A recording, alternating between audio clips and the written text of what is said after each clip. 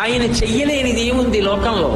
వాసుకి పేరు చెప్తే హడిలిపోతారు. అంత పెద్ద సర్పం, అంత పెద్ద సర్పాన్ని తీసి మెడలో హేళగా ఆభరణంగా వేసుకున్నాడు. ఆదిశేషుడు 1000 పడగలతో భూమిని మోస్తాడు. అటువంటి ఆదిశేషుడు ఎగిరి కాలిని పట్టుకుంటే పాదానికి అంజల అలంకారం చేసుకున్నాడు. ఆయన చెయ్యలేనిది ఏముంది లోకంలో? హాలాహలాన్ని చూసి అందరూ భయపడిపోతుంటే ఆయన దగ్గరికి వెళ్ళి బ్రతిమాలేరు.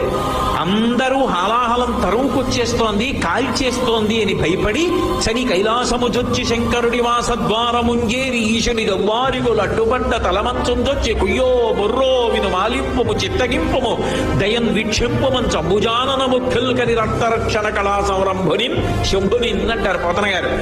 వెళ్ళి కైలాసానికి శంకరా నువ్వు తప్ప మమ్మల్ని ఎవరు కాపాడతారు, స్వామి రక్షించన్నారు అనేటప్పటికి బయటికి వచ్చి హాలాహలాన్ని దేవతల కోసం పుచ్చుకున్నాడు.